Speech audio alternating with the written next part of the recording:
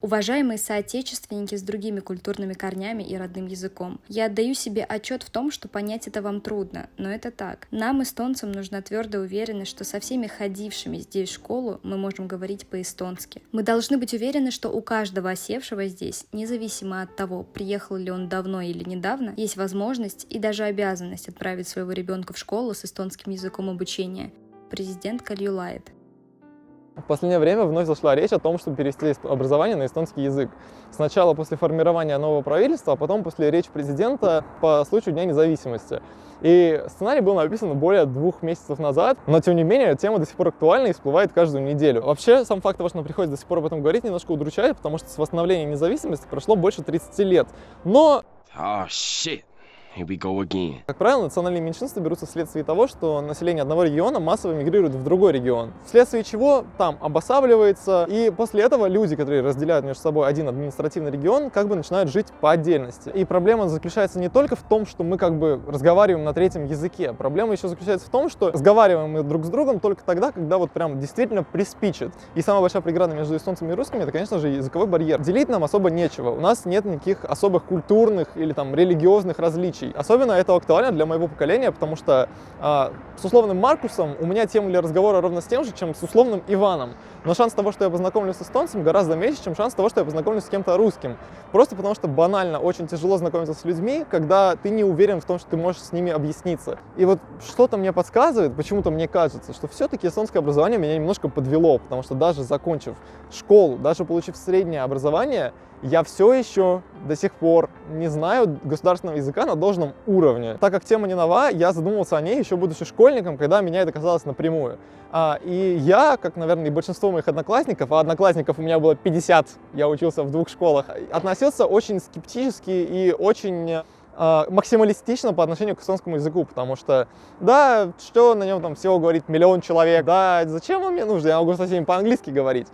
И частично это действительно так, но в сухом остатке мы имеем то, что тысячи и десятки тысяч русских детей с такой же логикой, как у меня, заканчивают 9 класс и не знают язык. Они не могут получить высшее, они не могут найти себе достойную работу, они не понимают половину населения, большую часть населения. И теперь не нужен уже не эстонский, а не нужны теперь уже они. Иронично. Человек, который закончил школу, не зная государственного языка, имеет пониженные шансы на успешную жизнь среднего класса. Как минимум потому, что ему закрыто, как я уже упомянул, высшее образование. Да, конечно, можно выучить эстонский язык на курсах, который будет стоить явно дешевле, чем получение высшего образования на условном английском. Но при этом всем курсы все еще стоят 1000 евро. И, как мы помним, человек, который закончил школу, не зная эстонского языка, как-то должен эти несколько тысяч евро заработать, при условии, что у него нет высшего образования и при условии, что он не может найти работу, потому что почти все вакансии требуют эстонский язык. И по итогу выхода у таких выпускников, как я уже сказал, 2. Идти на низкооплачиваемую работу или идти в техникум и получать образование, явно уступающее по качеству высшему. В экономике есть такое понятие, как шоковая терапия. Это комплекс радикальных мер, которые направлены на улучшение ситуации в долгосрочной перспективе. Так вот, мне кажется, что перевод образования на эстонский язык — это будет такое своеобразная шоковая терапия для всего русского населения. Потому что родители просто взвоют, ровно как и их дети. Потому что ни родители, ни дети эстонского языка не знают. Я даже не удивлюсь, если какие-нибудь особо активные граждане устроят митинг, а российская пропаганда преподнесет это все как очередное ущемление русских в Европе. В Эстонии школьникам не разрешили получать образование на русском языке. Таллинский суд отклонил апелляцию, которую подавали 2 русские гимназии. Но скажите, что, по вашему мнению, является более дискриминационным? Получение менее качественных знаний на русском языке или все-таки какая-то некая единая, унифицированная, качественно проработанная программа на эстонском языке? И да, кстати, не стоит забывать, что, как неудивительно, как не парадоксально, в Эстонии эстонское образование качественнее, чем русское. Знаете, очень неприятное ощущение узнать в конце 9 класса, что ты все это время что-то упускал. Еще довольно часто можно услышать мнение, что перевод образования на эстонский язык — это некое посягательство на русскую идентичность. Нет, мы чисто русские, мы чисто русские, нет у нас ничего татарского. Честно сказать, я не знаю, как отвечать на этот аргумент, потому что мне он кажется предельно глупым и абсурдным. Как вообще перевод образования на эстонский язык делает тебя эстонцем и забирает твою национальную идентичность? То есть я, допустим, знаю английский. От того, что я знаю английский, я не становлюсь британцем. И вроде как речи о том, чтобы отменить русские предметы типа русской литературы и русского языка, тоже не шло.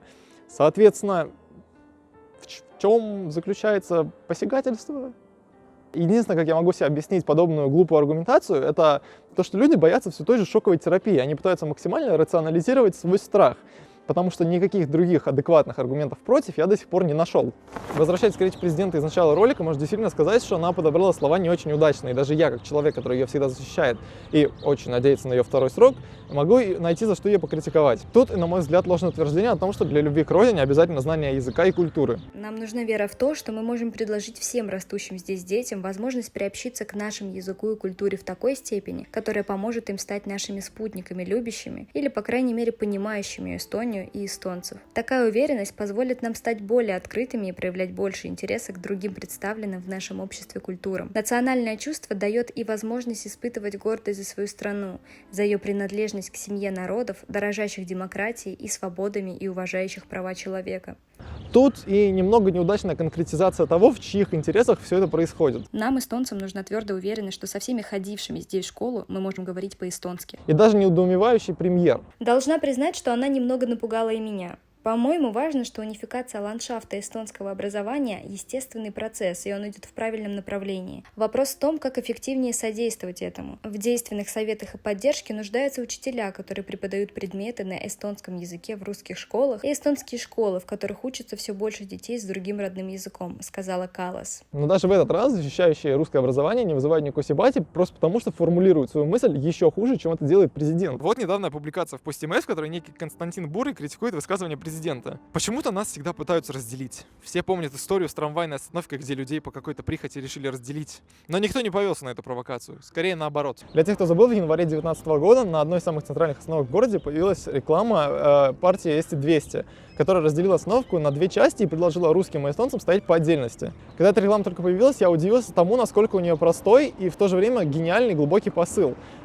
Смысл перформанса очевиден. Показать всю глупость разделения людей по языковому признаку. Так вот, госпожа президент, оказалось, что самым большим камнем преткновения в национальном объединении лично для меня являются идиоты, которые не могут понять самых простых и самых логичных мыслей. Я, конечно, был поражен интеллектуальными способностями некоторых индивидов, которые как бы борются за национальное объединение, но при этом всем борются с рекламой, которая к этому приводит. И я был удивлен тогда, но... Уважаемый Константин, вам не кажется, что немножко стыдно спустя 2 года не выкупить такой простой посыл? И вроде вот я читаю статью, и посыл у нее ясен. Мир, дружба, жвачка. Но при этом всем даже здесь не обошлось без когнитивного релятивизма, и Константин зачем-то притягивает личный опыт как доказательство чего-либо. У меня есть множество примеров, где люди, чьим родным языком является русский, отлично коммуницируют с эстонцами. Родившиеся здесь люди, чьим родным языком является русский, также отождествляют себя с Эстонией, как и сверстники эстонцы.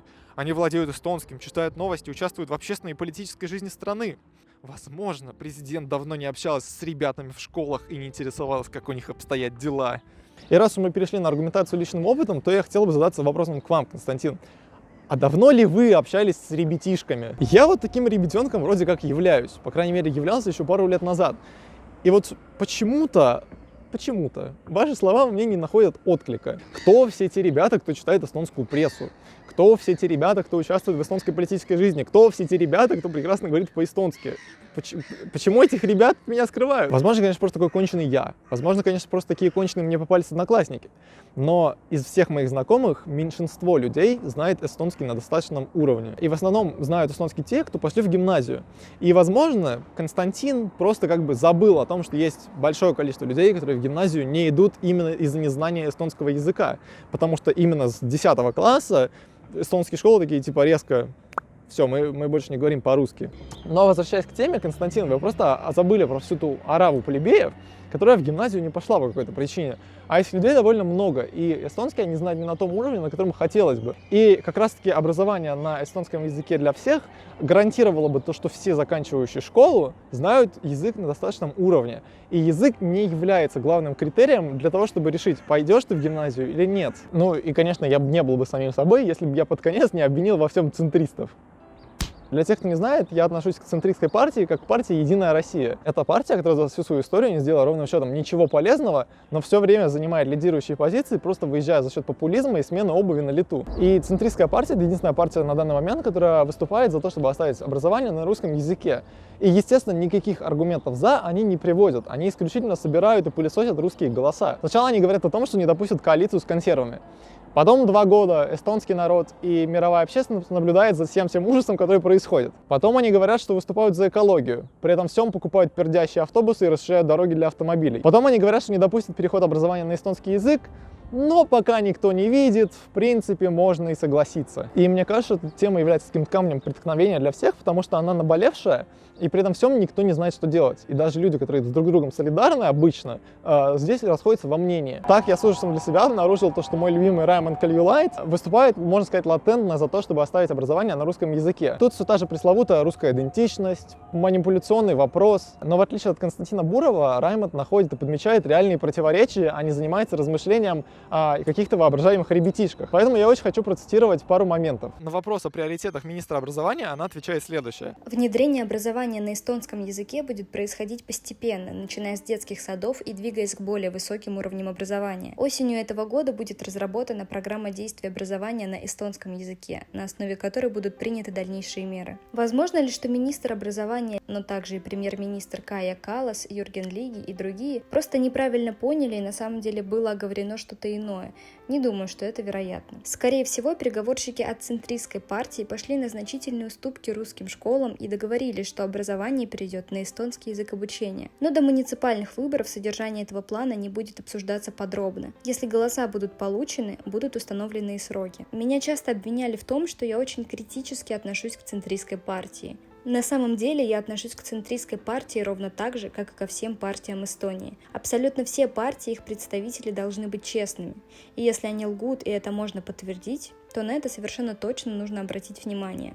Если центристская партия перед выборами обещала не создавать правительство с политиками консервативной народной партии Эстонии, называющими русский народ паразитирующими тиблами, отрицающими Холокост и оправдывающими Гитлера, то, конечно, я буду очень критически относиться к тому, что партия не сдерживает своих обещаний перед избирателями. Если перед выборами обещали поднять пенсию на 100 евро и после этого повысили на пару десятков евро, то, конечно, я буду критичен и в этом отношении. Разумеется, нужно быть критичным и в отношении того, что русским людям говорят одно – русские школы останутся. А на самом деле в правительстве обсуждается совершенно другая политика. Более того, ее еще и скрывают, потому что хотят получить голоса от русского населения на муниципальных выборах. В системе Таллина столица играет ту же роль, которую когда-то играла «Правда» в Советском Союзе. В ней публикуется официальная позиция центристской партии по важным политическим вопросам. После формирования нового правительства, состоящего из центристской партии и партии реформ, большими буквами опубликовала на первой полосе заголовок, который гласил, что центристская партия в очередной раз предотвратила закрытие русских школ.